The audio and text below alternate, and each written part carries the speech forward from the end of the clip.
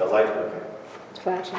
Okay, good afternoon, everybody. Welcome once again to the Meat and Potato Show. Conservative Talk and Awesome Rock. I am your host, Christopher Maider, and I am very honored today to have you are president of the Northeast. Well, my New England title is, chapter? actually my title is New England coordinator. Right. I cover 5 of New England states and upstate New York. Ladies and gentlemen, Hal Shurteff from the John Birch Society. Thank you. Well, a pleasure coming You on. and I have run into each other a few Eventually, times. I knew that this is the pinnacle of my career, making it on a young show. Meat and potatoes. Actually, the show it's growing really, really large. I mean, this thing that I've got coming up on August 30th, the candidate symposium, is the amount of candidates showing up is growing.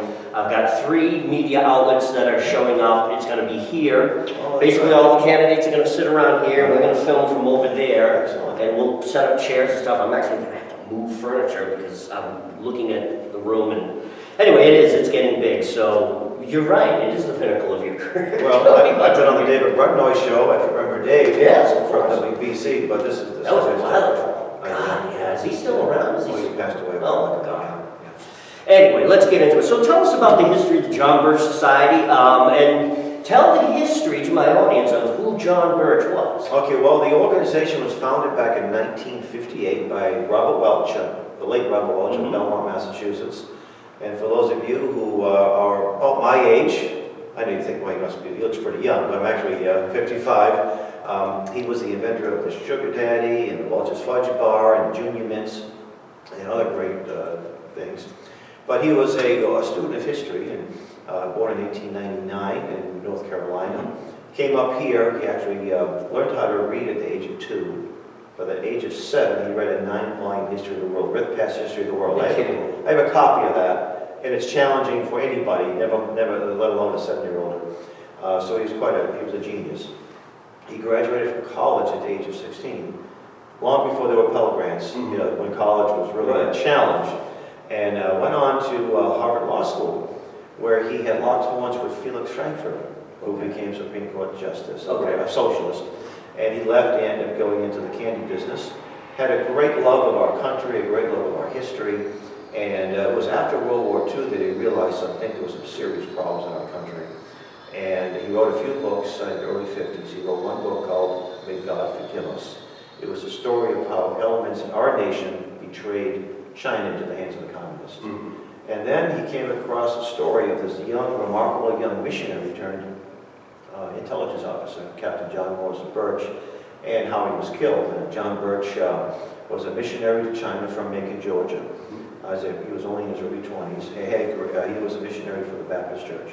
Had a great desire to serve God in that capacity. He spoke the Chinese language, the various dialects, and had a real desire to. In fact, he was going to stay in China had he survived the war. Sure.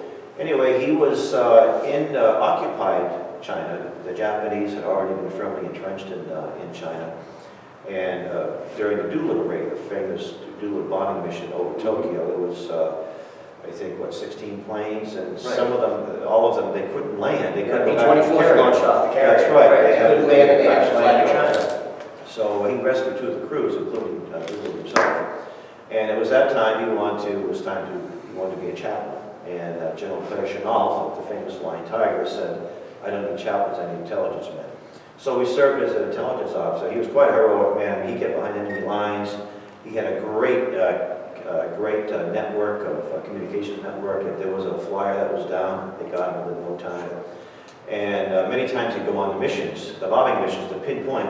So the war was over, the truce was signed, he was on an assignment. He was stopped by a patrol of Chinese communists and brutally murdered by these people who were supposed to be our great former allies. So Robert Welch was so impressed by this young, courageous man that he decided, with the permission of his parents, to name it our organization in his honor. He considered him to be the first victim of the Cold War or World War III. Sure, what a story that is. In fact, and I knew some of the story, but I wanted you to tell it to the audience of the camera, because that is quite a story. He wrote a book called May God, The Life and Times of John Birch, which is available on Amazon. There was also another book published in the early 80s that we didn't publish ourselves. It was called The Secret File on John Birch. Mel and Norma Gable from Texas. And they made the conclusion that had the American people been told about the brutal murder of John Birch, there may not have been a Korean War in a Vietnam War. It was. So Well, it wasn't covered up. It just wasn't. It was covered up. Well, it was covered up, and but Mrs. Birch did get the truth. Amazing. And even today, it's not that well known. No, it's not. I knew the story, but I So, so Robert Welch, he wrote a few books. He started a magazine called One Man's Opinion, which you can find online in PDF form. Yeah, I'm going to look all that stuff. And then he started a magazine. Became American Opinion, as now it's called the New American. But he realized magazines were good and books were good, but you need to have a grassroots organization that would be actually a part of the media, long before they had cable TV and they had internet and portable cameras. Those YouTube. So he decided to start an organization that would be local, that would be a network of chapters all over the country. In December of 1958, he got together some of his colleagues from the American Manufacturing Association, and he met in a home in Indianapolis, Indiana.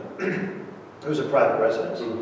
And he gave a 2-day presentation, and that was the founding meeting. In fact, one of the early members was right here in Worcester, Bob Stoddard. Really? Mr. Stoddard was the CEO of Wyman Gordon, and he also owned the Telegram and Gazette. Isn't that interesting? Yeah.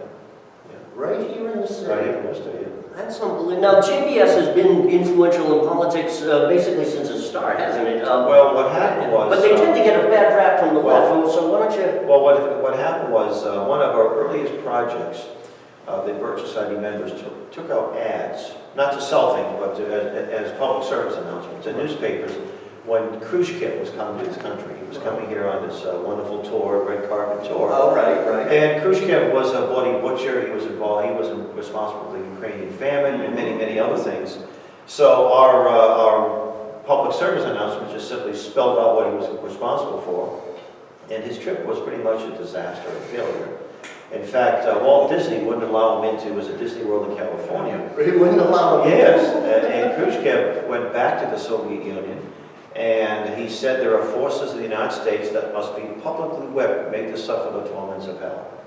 And within a very short time of that meeting, the Communist Party meeting, I think it was in '61, the communist publications in this country had labeled us fascist, anti-Semitic, and a good step away from the Hitlerite goon squad. Really? Well, most people don't pay much attention to communist publications, and if they did, they'd say the opposite was most likely true. But some of that information was trickled into the mainstream media. Sure. Now, that raises a question. We're going a little out of the topic here, but what do you think is this resurgence of leftist ideology and communist ideology in America today? I mean, it was big in it was fought over in the 50s, but throughout the 60s, especially the late 60s and the protesters, it seemed to rear its ugly head again. It seemed to have died off a little bit in the late 70s. Reagan came along, but since, I've got to say it, since the advent of Obama, it's had a rebirth. The ideology's been there right along. Well, I know what I'm saying is here in America. The influence has been there right. Just look at the Republican Party. It is really the neoconservative perspective. The neoconservatives, and the word conservative really doesn't belong there. Sure, of course. These are really big government supporters that maybe want to see an efficient government, but they want big government. And most of the early neocons were all disciples of Trotsky, so they were anti-Soviet, anti-communist, but still socialists. And there's been interesting read about just look at the neoconservative movement, that there's nothing conservative about them. Yes. And there are a lot of people today who have neoconservative worldview because they think that's the only true conservatism. So when they hear things like we should abolish the Federal Reserve Bank and we should get out of the UN, well, that's not neoconservative. That sounds kind of radical, but that's traditional conservatism, or they call paleoconservatism. The U.S. Constitution should be adhered to. And if we're going to send people off to war, we should declare war first. Exactly. There are so many things that neoconservatives have no trouble doing in circumventing the Constitution. And that's the problem. And of course, you have academia and media. And that's kind of that's where you see it mostly, especially more so today. Exactly. But wasn't it part of the Communist Manifesto, or part of the theory that since they couldn't overthrow us militarily or overthrow us and by any other type of force, was to get into the universities, Well, get into areas of Gramsci, the Communist Party theoretician from Italy, he said a long march to the institutions. Yeah.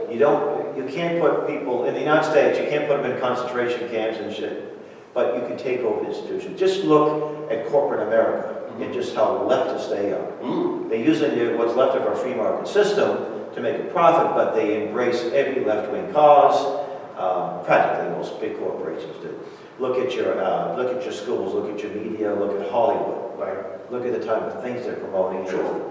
So they capture the institutions, but not completely, but to a large extent. To a large extent. No, you're right. That's why a lot of people that would be in Tea Party movements, they're afraid to take on certain issues because they're afraid of the influence around here to be the Boston Globe. Although thankfully the newsprint's dying out, they still have a lot of influence, of course, online. So they're so afraid of being considered extreme, so they go out of the way to avoid certain things. That's unfortunate. Of course it is. That's unfortunate. Let's get into Article 5 here. Okay. This is huge. This is and until I met you last year and started getting involved I'm not sure if it was you. Somebody sent me a subscription. Was that you? It was It was you. Thank you very much. So I started reading. I started learning more about Article 5.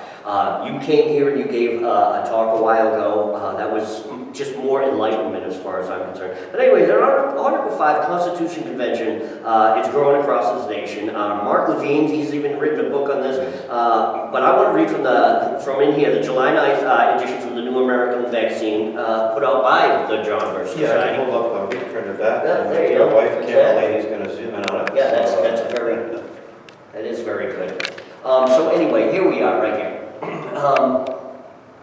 Once Congress convenes a convention, it cannot be undone. No predetermined rules or limitation adopted by either Congress or the states will have any bearing on what the convention delegates may choose to do or propose. Convention delegates would have free latitude to propose any changes they see fit, including the writing of an entirely new constitution along with changes to the mode of ratification. The left is publicly calling for what they call a runaway convention. And I want you to, these are dangerous.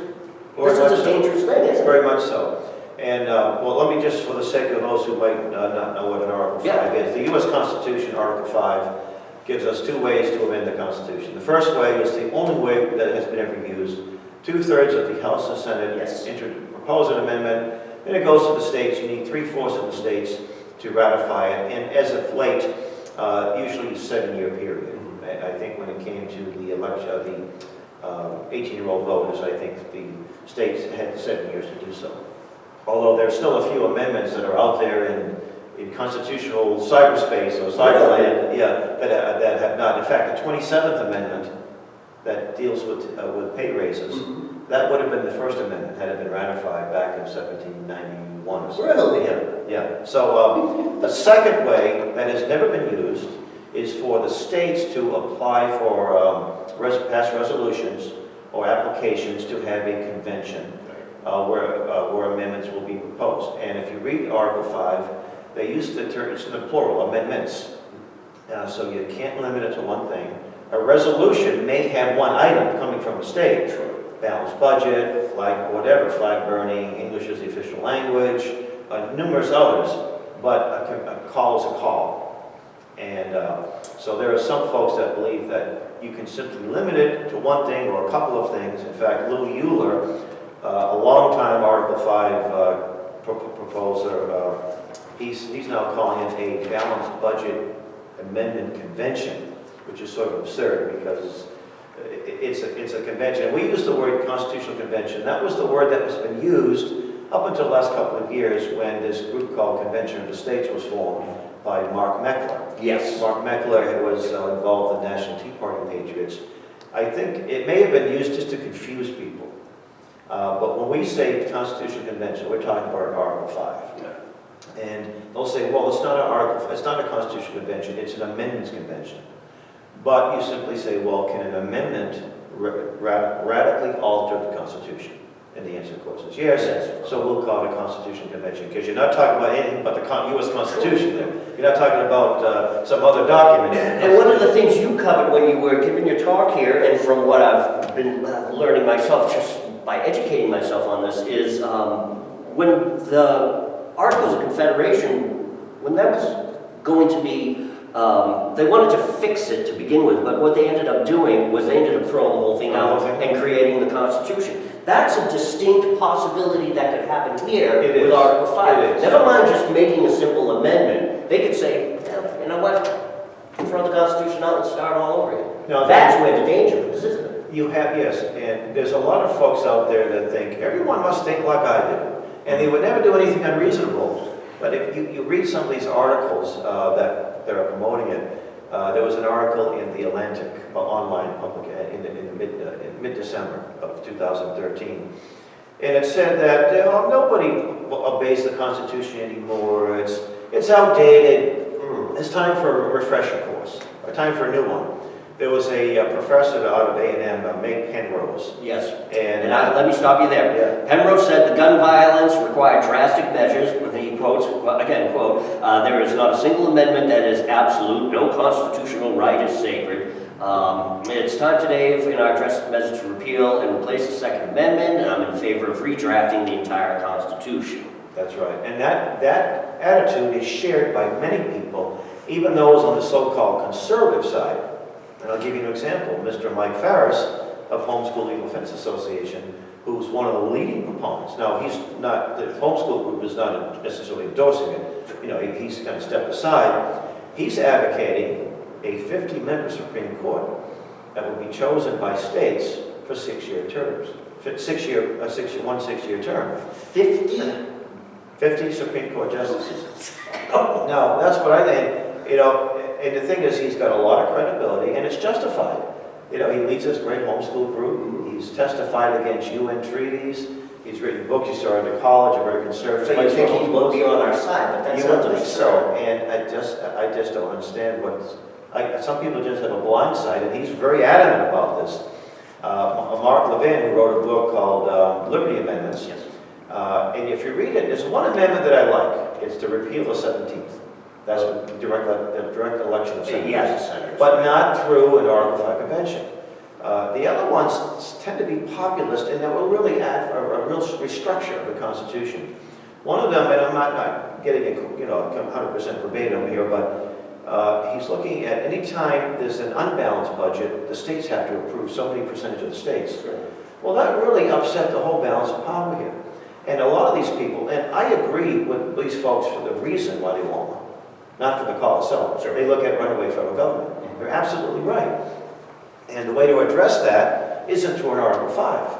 They think for some reason if you get some amendments that cannot be misconstrued, that's one of their talking points. If you go to their website, frequently asked questions, we're going to write an amendment that can't be misinterpreted.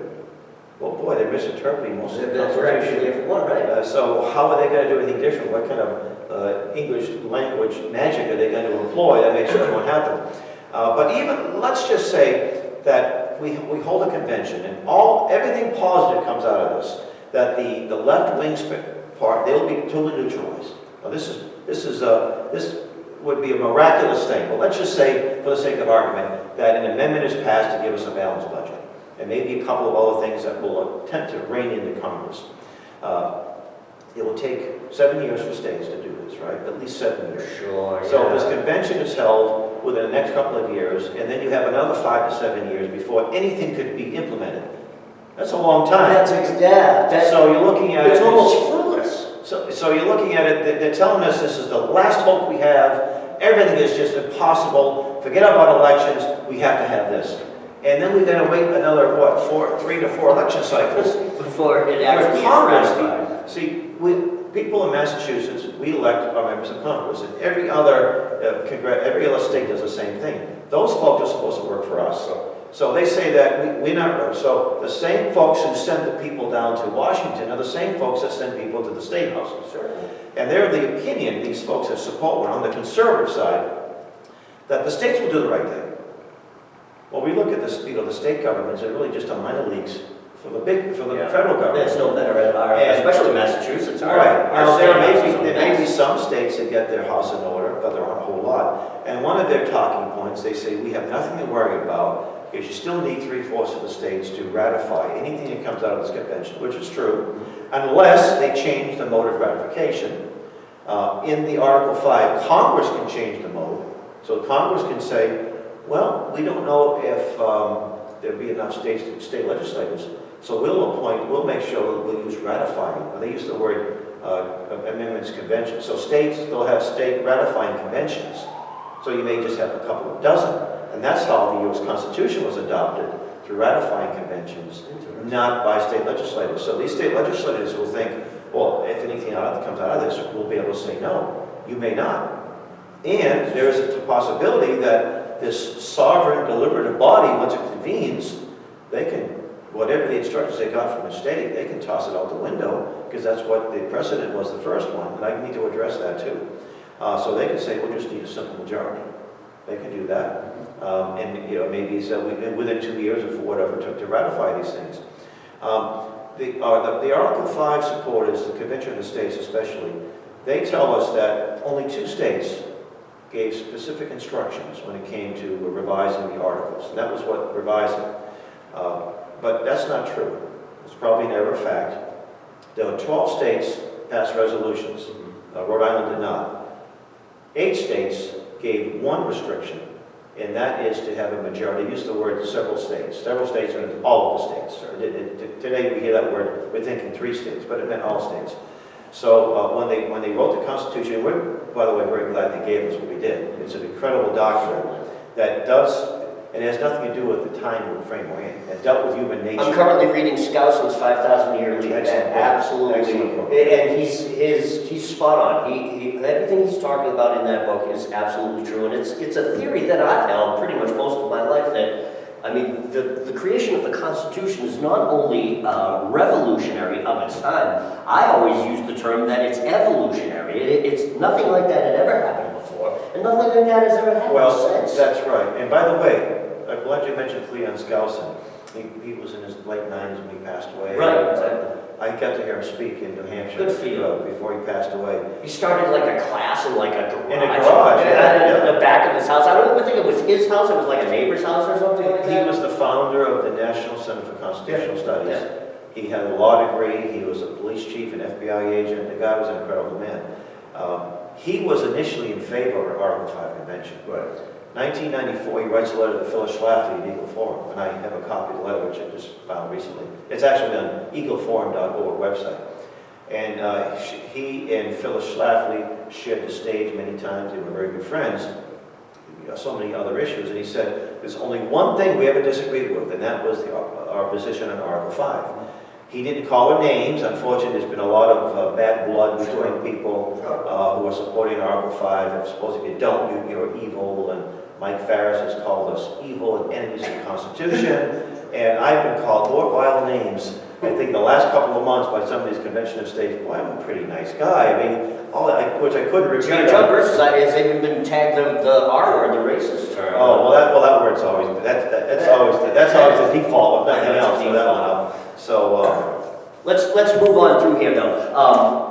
Anyway, I want to mention, Cleon Skousen said in the letter, he said that I was wrong and you were right. He said he was right on the abstract principles.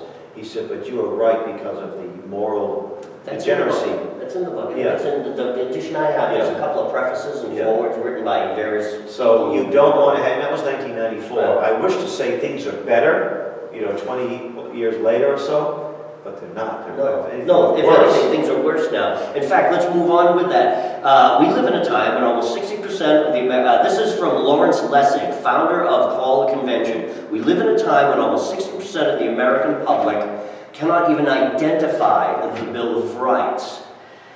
In fact, isn't that part of the problem? We don't teach civics in schools anymore. We don't teach American government anymore. Common Core, you've been following Dr. DePester. I've been writing about that and doing more research on it alongside the Article 5 stuff. It's a likely scenario that we risk in generations to come, that they're just going to be ignorant of the importance of the Constitution. Never mind what Lessig says here about 60% of the American public, but this is possibly why they're able to push this Article 5. It's like because people don't know about the Constitution, then generations with Common Core, then children are never going to know about it. So it's going to be easy for these people to just go ahead and... That's right. Well, let me say this. The last 4 or 5 years, I think, has seen a rebirth of interest in the Constitution. If you call that National Center for Constitutional Studies and you want to order 1,000 constitutions, sometimes it will take a week or so to get them because of the backlog of orders. Really? So there's a lot of interest. That's 5,000-year leap. They do seminars all over the country. The John Birch Society came out with a great six DVD set about the Constitution as a solution to teach people about the Constitution. And of course, there's Hillsdale College, I think, does a free online. Really? So there's a lot of interest, and there's a big homeschool movement. And many of those homeschoolers have a keener appreciation of the Constitution. I had Catherine White here too from Constitution Code. Yes. Yeah, she's been on the show. She's coming back later on, probably in the fall too. She does her seminars. She has it, I think, once a month or I think in Concord or Lexington. Yeah, out in that area, right. And she's amazing. She's an amazing. So Lessig may be right, but you see about the 60%. In fact, we do information tables at fairs and other venues, and we ask people if we have a petition going to a member of Congress, who's your congressman or woman? And at the Cheshire Fair in near Keene, New Hampshire, we've been doing it the last 5 or 6 years, and my son will tell me, he said, only about 5%. That may not be a scientific. It's not 5% of the people that are there that sympathize with whatever issue we have, don't know the member of Congress. I spoke to a high school, elementary school, public school, 56 graders in Connecticut just a little while ago, and a lot of teachers were there. And I said, can anyone in this room name their member of Congress? One teacher out of maybe 20 knew. So here we are, the most important, that congressman works for us. Yeah. Oh, in the case it was a congressman, and they don't even know who that person is. Amazing. So, and then these same people say, we have to have a convention, we got to restore the balance of power. You don't even know what's going on in your own congressional district. So we do have to restore the balance of power. And that's not done through a convention. It's done by telling the state government, telling the federal government, get your money out of here. Right. We don't want your HUD grants. We don't want your Pell grants. We don't want your highway money. But so many states are just relying upon that federal money. And that's what's we don't want your Common Core money. That's what I was just going to say, right? And they dangle it in front of it. Let me point out this irony, hypocrisy, or apparent hypocrisy.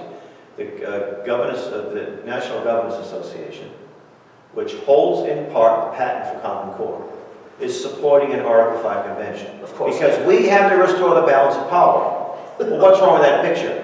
So on one hand, they're saying, we need to restore the balance. On the other hand, they're getting money from the federal government. It's unbelievable. They're frauds. It's a fraud. Exactly. So it is so blatant. Here's the thing that in my blog that I wrote about, is that it's purposeful. I was talking to Colonel Reed Reeser.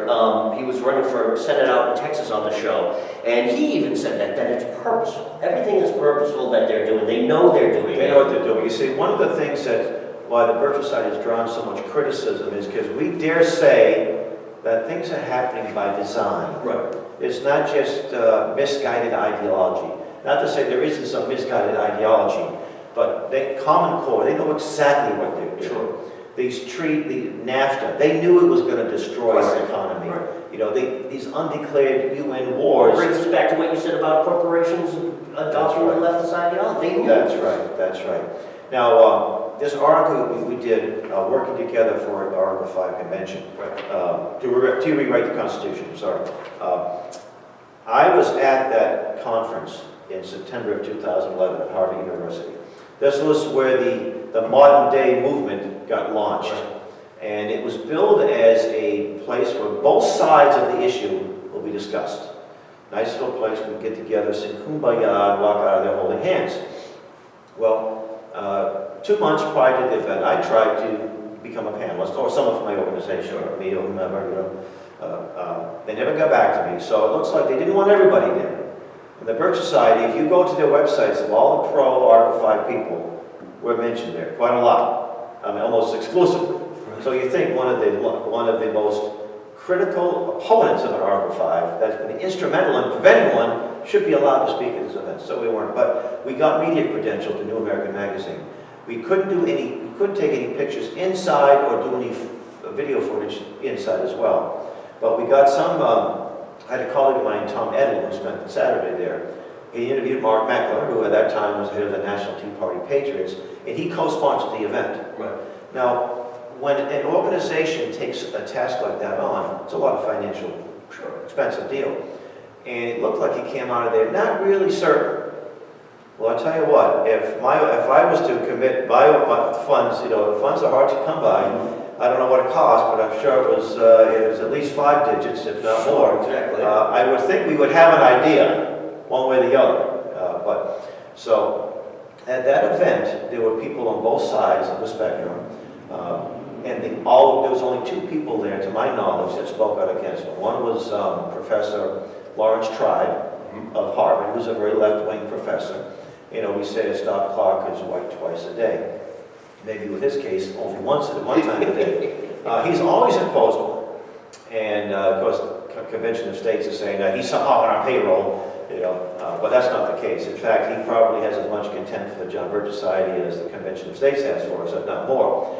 But also there was a group called the Coffee Party, Common Cause, which was set up by the Rockefellers in the early 70s as a grassroots advocacy group. But when the Rockefeller money comes in from the foundations, it goes to not to grassroots, finance.